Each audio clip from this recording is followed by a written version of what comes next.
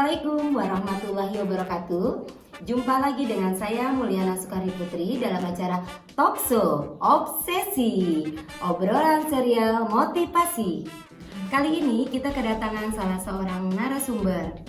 Beliau adalah salah seorang kepala sekolah di TK swasta.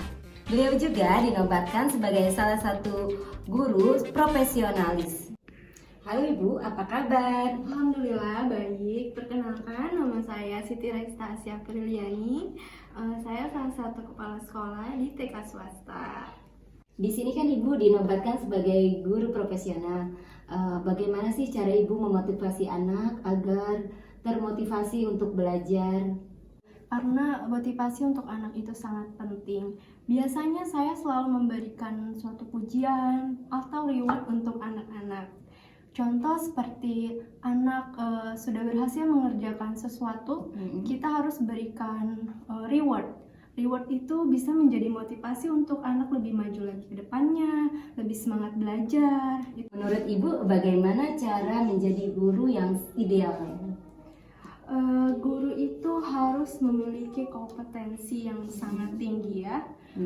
Lalu guru juga harus mempunyai moral yang baik, bisa menjadi teladan untuk anak, di mana guru itu menjadi salah satu tauladan anak, dicontoh, ditiru gitu kan. Dan guru juga harus mempunyai kreativitas dan inovasi untuk pembelajaran kepada anak usia dini, di mana pembelajaran yang monoton itu membuat anak menjadi bosan. Dan guru itu harus mempunyai inovasi cara mengajar, memberikan pembelajaran, menjadi inovasi yang terbaru untuk anak. Lalu mempunyai tanggung jawab.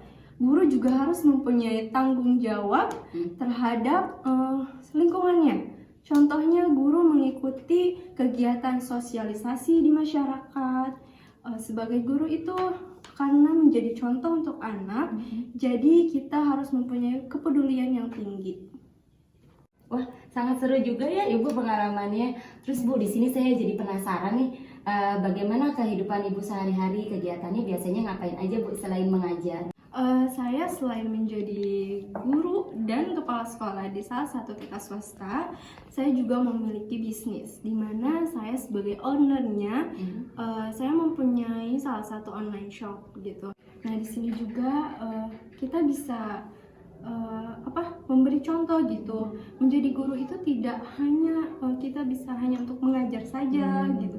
Guru juga bisa menjadi pembisnis yang berhasil gitu. Di sini kita juga kedatangan narasumber yang kedua, yaitu salah satu guru yang kebetulan mengajar di sekolah Ibu Raista. Halo Ibu, apa kabar?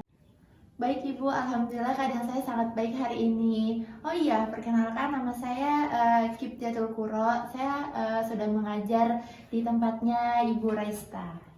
Ibu boleh tahu dong Bu, selama Ibu mengajar di sekolah Ibu Raista itu pengalaman apa yang Ibu dapat?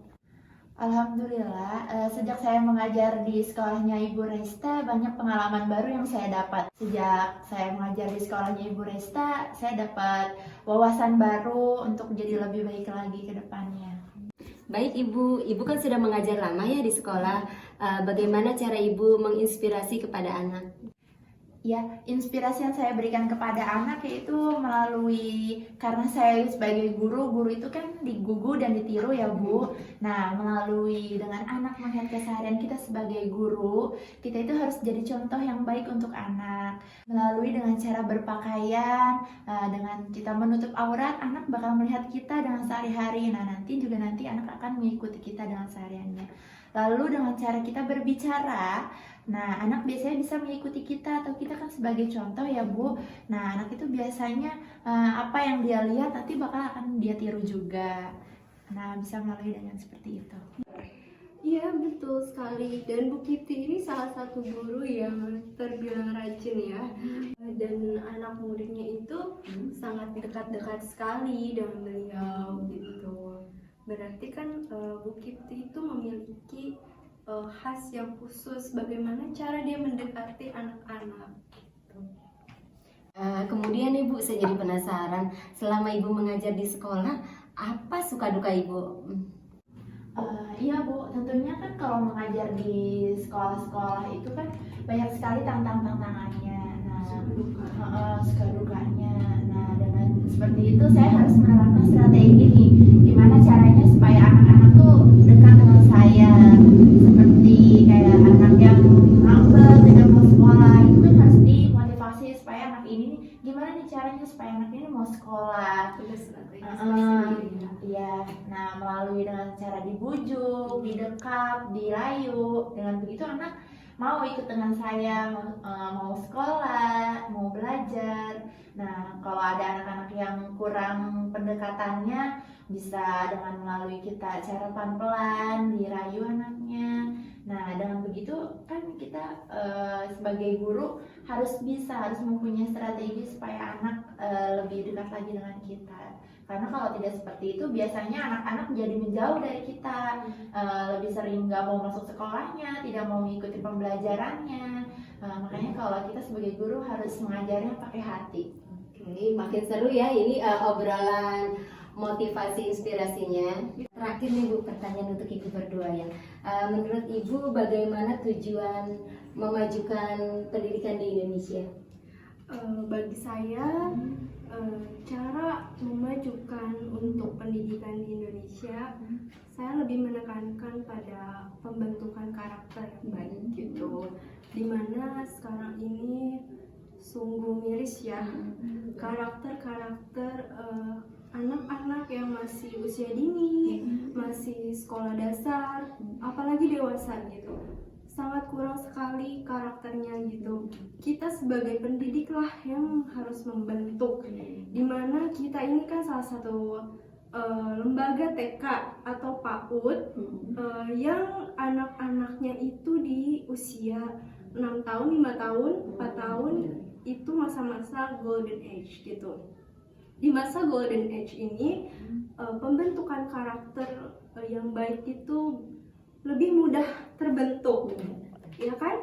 Lebih mudah terbentuk, dan kita juga bisa kerjasama kepada orang tua nih, gitu. Sangat lebih menekankan untuk karakter, pembentukan karakter yang baik. Di situ juga kita akan menumbuhkan anak-anak yang mempunyai karakter, pembentukan karakter yang terbaik, seperti itu. Kalau tujuan saya ke depannya nih kan saya kalau mau berangkat ke sekolah, saya suka melihat banyak anak-anak yang setiap pagi tuh di lampu merah mereka tidak ingin sekolah, melainkan mereka menjual dagangan mereka. Itu saya melihat itu sangat benar-benar miris ya Bu, karena menurut mereka mungkin pendidikan saat ini itu tidak penting, karena emang kondisinya juga seperti ini. Mungkin orang tuanya pun menekankan untuk tidak sekolah saja. Menurut saya ini kondisi seperti ini sangatlah tidak wajar, karena menurut saya pendidikan itu penting, apalagi untuk anak usia dini itu benar-benar harus diterapkan, karena pembentukan dari awal anak untuk kedepannya itu seperti apa nantinya. Nah, dengan begitu saya ingin mengajar anak-anak yang belum atau mempunyai keinginan untuk bersekolah untuk sekolah.